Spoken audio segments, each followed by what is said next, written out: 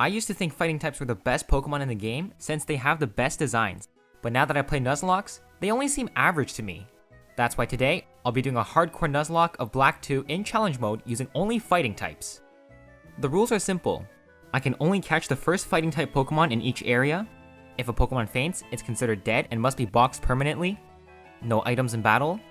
I cannot overlevel the next gym leader's highest level Pokemon, and the game must be played on set mode. Pokemon Black 2 definitely has a solid option of fighting types, so it'll be interesting to see how they do in the Elite Four. With that said, we start our adventure by picking the Fire Starter. Unfortunately, Tepig is not a fighting type yet, so we can't use him for the first gym.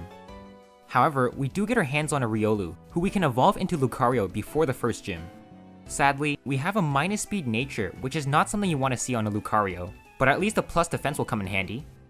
As for now, I'm stuck with just Lucario, which I'm not complaining, so I'm up to challenge the first gym. Lucario currently only has normal moves, but once it levels up to level 15, it learns Force Palm, a fighting type move. So once I take out the first Patrat, I learn Force Palm and take out the rest of his team. That's one gym badge acquired quite easily. On the way to Verbank City, we get the evolution of Tepig into Pignite. This means we finally gain the fighting type and we can finally use him in battle. The second gym leader, Roxy, is notoriously hard because poison is very difficult to deal with early on in the game. This isn't a problem for Lucario though, because Lucario has a steel typing, which means we can never get poisoned. This makes light work of Roxy, and a couple of max-powered returns is all we need to take out her team. She must be so angry since the developers put early steel types in the game just to counter her. At last, we've made it to the best part of the game. It simply does not get any more fun than this. I know Pokestar Studios gets a bad reputation, but I've never actually tried it itself. Leave a comment if you want me to try it out in the future. After that fiasco, I head to Castelia City where I can catch 2 more encounters. A neutral Scraggy with Shed Skin instead of Moxie on Route 4, and a neutral Sheer Force Timber in Relic Passage. Before challenging Berg, we have to deal with some Team Plasma shenanigans. You better scramble like an egg before I fold you like an omelet. Anyway, with that taken care of, I got Berg on the phone. As you might expect, this was a Pignite sweep with Flame Charge. I got kinda scared with the Skill Link Dwebble, but once we take it out, there was no chance for the rest of his Pokemon. Almost done.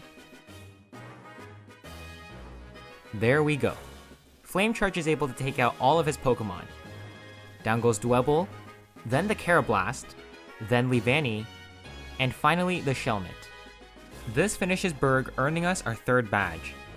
Before getting to Nimbasa City, I make sure to get the Dig TM that I'm sure I'll need to use.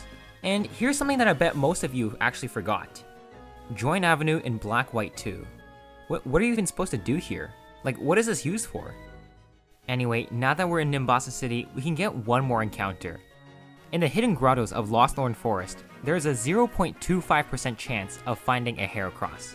Combined with the 5% chance every 256 steps of finding a Pokemon in a hidden grotto, we have ourselves a very rare encounter. Now, I did speed this up so that we didn't have to take 256 steps every single time, but this still meant that every time we entered the grotto, we had a 1 in 8,000 chance of finding a Heracross. This is about the same chance as finding a shiny Pokemon. In fact, the chance of finding a Heracross is actually so low, it's more likely that we find a female Combee. Holy shit, that's a female Combee! What the fuck? That's a female Combee! Obviously, since I can't catch it, I ran from it. I even found myself a Pinsir, which has a 0.75% chance. But since I don't accept Walmart Heracross, I just killed it. Eventually, I did find myself a Heracross. It had a neutral nature and the ability Moxie. This means that we're finally ready to take on Elisa. But first, a little fashion show. Nah, who am I kidding? I play Pokemon on YouTube. Alright, let's get this fight on. The problem when going up against Elisa is that her first Pokemon is Emolga, that knows Aerial Ace. Since the only Pokemon who takes neutral damage to Aerial Ace is Lucario, that's who I start with. Since I know she's faster than me and Volt Switch is always more damage, I know she's going to switch out into somebody else, so I can make sure that I lower their speed by hitting a Rock Tomb. This means that when the Zebstrika comes in, I hit a Rock Tomb making it slower than us. This allows me to go for a Dig and take out the Zebstrika on the first turn without taking any damage. She then sends in Flaffy, who just dies to a Dig. It didn't really do anything, just took some damage and dipped. When Joltik came out, I went for a Rock Tomb that I was sure was gonna kill, but it lived on 1 HP and got off a Thunder Wave. So on the next turn, as she goes for an Energy Ball, another Rock Tomb takes her out. Finally is the Emolga. She tries to deal damage with Volt Switch, but 2 Rock Tombs is all I need to take her out. That's 4 badges acquired with little difficulty. Our next goal is Driftville City. But before we talk about any gym battles, can we just talk about how bumpy this music is?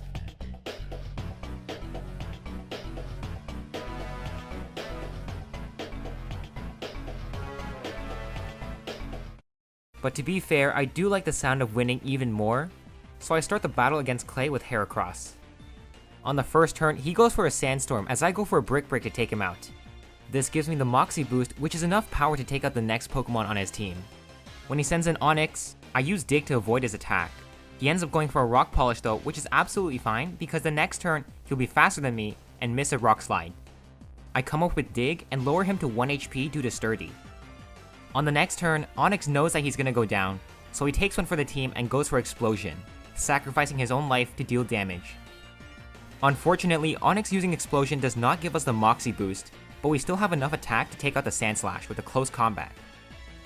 Finally is the Excadrill, who we outspeed and take out with a close combat, winning us our 5th badge.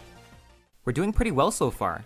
There hasn't been a fight that I'd consider to be too hard yet, but this next gym battle coming up is definitely one of them. Seeing that I'll need some super effective moves against Skyla, I make sure to head to the move tutor where I can get some elemental punches. Before we leave to Mistralton, we're invited to participate in a contest at the Pokemon World Tournament. I really love this place because it's one of the most underrated hidden features in all of Pokemon. I think it's better than both Joint Avenue and Pokestar Studios. I also enjoy it a lot more than the Battle Frontier, so I have a soft spot for this place in my heart.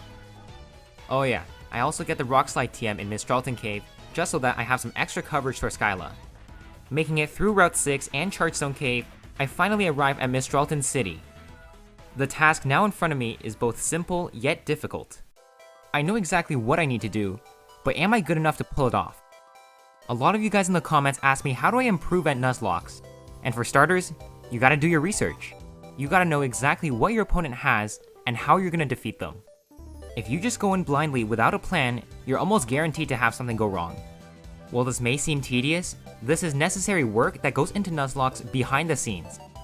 If you want to see what goes on when I do my research, come tune into a stream. I'm currently experimenting with streaming on YouTube, so come check me out when I go live. Anyway, now with all my research and calculations completed, I come up with a solution to this difficult problem. Since most flying types are inherently fast, the main issue that I have to work around is speed. Since most of her Pokemon are faster than mine, outspeeding them will be a problem. I overcome this hurdle by equipping Scrafty with a Choice Scarf. This allows me to outspeed and take it out with a Crunch. Unfortunately, this means that I'm locked into using Crunch, and I can't use Thunder Punch for the upcoming Swanna. I have to switch out into Lucario, and she goes for a Feather Dance, lowering my attack. I go for Thunder Punch hoping for big damage, and we get it down to the red as well as paralyzing it. The next turn, it gets fully paralyzed, so a second Thunder Punch hits and kills the Swanna. On the Sigilyph, I make the switch back into Scrafty to take a Psychic, and since I outspeed with Scarf, a Crunch is enough to take out the Sigilyph. This leaves the Skarmory, which we can't do much with Crunch, so I switch out into Emboar and use Fire Punches to deal damage. I have to take 2 Aerial Aces, but once Fire Punch hits, it takes out the Skarmory, winning us our 6th badge, probably the hardest one to obtain. With nothing else to do here, I make my way towards Opelucid City by first flying to Lentimos Town. Between now and Opelucid City, there's actually not a lot of important events that happen because none of them are too difficult. There was a rival battle in Undella Town that we easily won, as well as a double battle with the Plasma Sage Zinzalin. We also get another encounter in Mienfoo, but it has a pretty bad nature, minus attack, and pretty low IVs.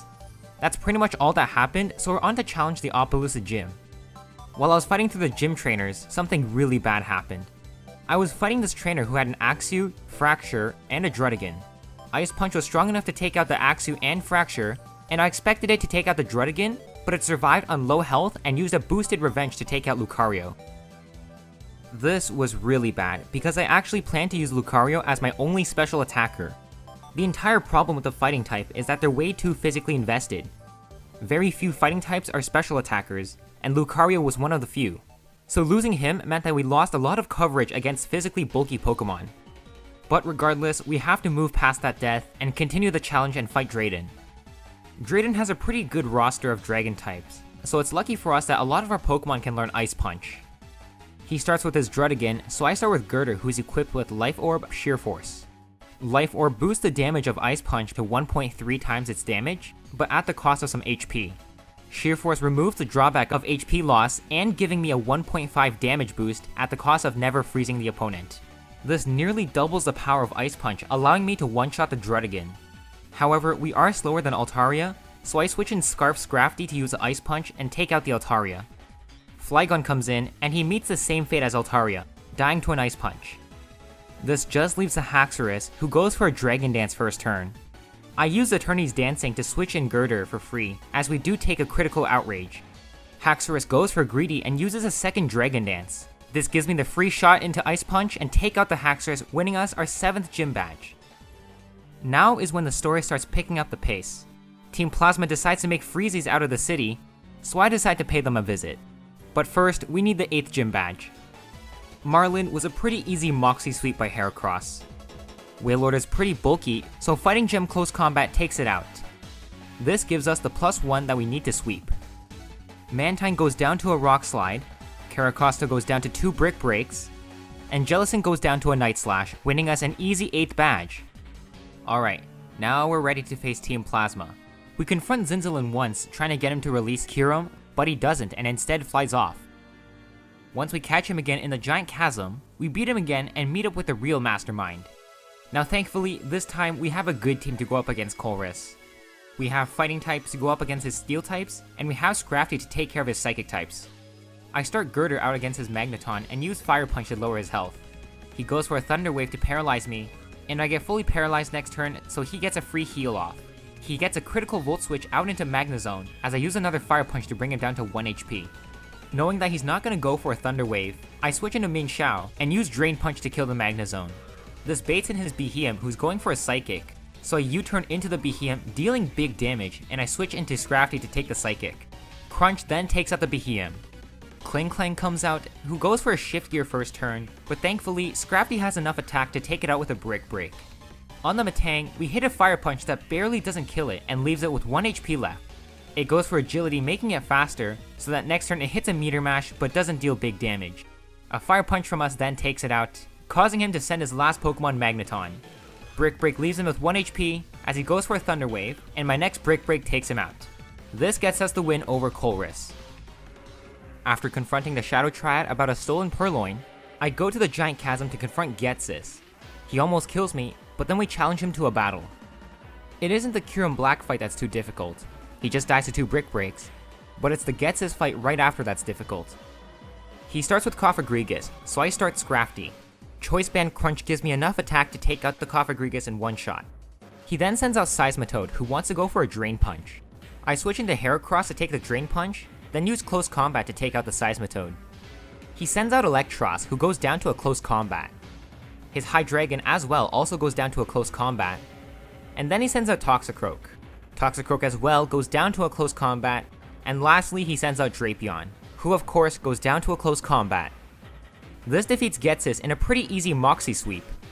With the main story completed, there's just Victory Road and the Pokemon League left in front of us. On Route 23, I catch myself a Sock, which will be used on my final team.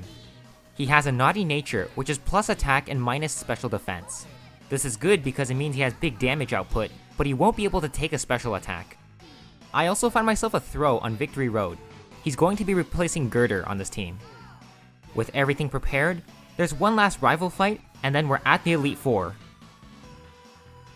If you're the manager of a sports team, or the coach of a sports team, and you have a player that's significantly better than the rest of your team, you don't bench him to give the other players some playing time. You make him the star of the team. And that's exactly what I'm gonna do. I'm gonna make Moxie Heracross the star of this team.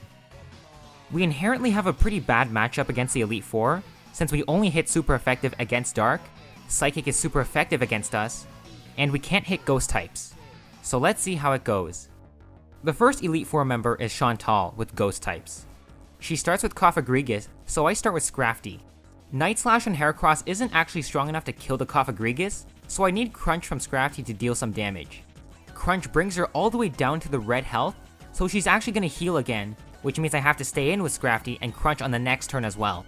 Once I bring her back down to red health, I thought she'd heal again, so I go for another crunch, but instead she doesn't heal and we just kill the Cofagrigus. That's fine though, because Scrafty can set up on another Pokemon. Golurk comes out, so I hit it down to yellow health with an Ice Punch. He retaliates with a Brick Break, so now's the best chance to switch into Heracross. Heracross comes in on a Brick Break, and next turn I use Night Slash to kill him, giving us the Mox. Oh no. I forgot about Mummy. Since we killed the Cofagrigus, Scrafty has the Mummy ability, and when Golurk hit us with Brick Break, he got the Mummy ability, which means that when we killed with Night Slash, we have the Mummy ability and not Moxie, which means we won't be able to Moxie Sweep in this situation. Choice Scarf Chandelure comes out, and I know it's going for Fire Blast. I think long and hard about what to do next, and ultimately, I decide that Emboar is the least valuable. I decide that if I still want to be able to win this battle with a Moxie Sweep, I need to send out Heracross unscathed. So I make the hard decision, but I sacrifice Emboar. I take a Fire Blast, bringing me down to really low health, and then I go for a Flare Blitz, which takes me out and lets me send in Heracross. From here, the Moxie Sweep continues as planned. Night Slash takes out the Chandelure because we're also Scarfed. We take out the Drifblim, and Banette goes down, defeating the first Elite Four. The fight didn't go as planned, but we still came out alive. Let's just hope I didn't forget anything about the other Elite Fours. The next fight with Grimsley thankfully goes a lot better. I protect the first turn to prevent the Liepard from using up its normal gem and getting a speed boost with Unburden, and then Brick Break takes it out next turn. I switch into Sock on the Bisharp since I'm afraid of a Quick Claw crit Aerial Ace, and Brick Break takes him out. He then sends an Absol, so he dies to another close combat. Crocodile's next, and since I'm intimidated, I switch into Heracross to take an Earthquake. I then go for a Brick Break to take out the Crocodile. Finally is Scrafty, who goes down to a close combat, winning us our second Elite Four battle. That fight went pretty well, and so should the next one. The third fight is with Caitlyn, the Psychic Elite Four. Even though all of my Pokemon died to a Psychic, her Musharna only has Charge Beam, so we can set up on her. I start with Mienshao to taunt the Musharna. This way it can't use Hypnosis or Reflect. I then switch into Heracross and set up a Swords Dance to raise my attack. This meets all of our necessary conditions, and now we can sweep. Musharna goes down to a Night Slash. Sigilyph goes down to a Night Slash. Reuniclus goes down to a Night Slash. Gothitelle goes down to a Night Slash. And finally, Metagross goes down to a close combat, winning us our third Elite Four battle. We're doing well so far, but the fight against Marshal might get a little tricky. He starts with Throw, and I start with my own Throw, who's exactly 1 point slower, so that he never sees a speed reducing move. I go for a superpower trying to reduce its health, but I bring him down way too low, so he's in the red. This means that next turn he's gonna go for a heal, so I'll have to damage him again. This time I go for a knockoff to remove his leftovers, and then I sack Throw to bring in Heracross safely. Close combat then takes out the Throw. Mienshao is second, who also goes down to a close combat. Lucario goes down to a close combat as well. His next Pokemon, Conkeldurr, also goes down to a close combat. And finally, when he brings out Sock, I switch into Mienshao to break his Sturdy. I U-turn out into Heracross as I get hit with a Brick Break. A close combat then takes out Sock, finishing the Elite Four. I can almost taste the finish line. The end is right there. If I told you to bet money on my final strategy, how much money would you bet and what strategy would I use? Let's see if you figure it out. If your guess was Moxie Sweep, then you'd be absolutely correct. All of her Pokemon are either weak to fighting or neutral to fighting, and since she starts off with a Hydreigon that always dies to a close combat, we're guaranteed to have a +1 attack against her other Pokemon. Hydreigon goes down to a close combat, so she sends out Archeops. I'm equipped with a Choice Scarf, so I outspeed the Archeops and a close combat kills. When she sends out the Druddigon, I get a critical close combat to take it out. Not sure if I needed the crit, but I'll definitely take it. She then sends an Aggron, who for some reason does not have Sturdy. This means it also dies one shot to a close combat. And then she sends in Lapras. Lapras, being an Ice type, is weak to fighting moves, so a close combat takes her out. Finally, it's her ace Pokemon Haxorus. Haxorus does have a Focus Sash, and since we are -5 defense, she absolutely sees a kill on us. Close combat brings it down to 1 HP, so it uses an outrage to take out Heracross. See ya, buddy. You are the MVP of this run. Now that it's locked into outrage, I switch into Scrafty who can take a hit. It does more than half, so a crit would have killed us, but I hit the Ice Punch to take out the Haxorus. This makes us the champion of the Unova region with only fighting-type Pokemon. This challenge was a pretty fun challenge, but it definitely wasn't the hardest. I still believe fighting-type Pokemon to not be the best type in the game, but when you have moves like Ice Punch and Thunder Punch to cover your weaknesses, as well as Pokemon like Scrafty to cover Psychic types, it's hard to say. Combined with a seriously good Pokemon like Lucario and Heracross, it's no wonder we flew through this challenge. Overall, it's a typing that I really do enjoy. If you like this video, please like and subscribe, and leave a comment about what you think about fighting types. I think now that I'm getting better and better at these monotype challenges, I think I could do them in one stream. So my next video is going to be a sleep block, where I have to finish the challenge before I end the stream. But until next time, thank you for watching.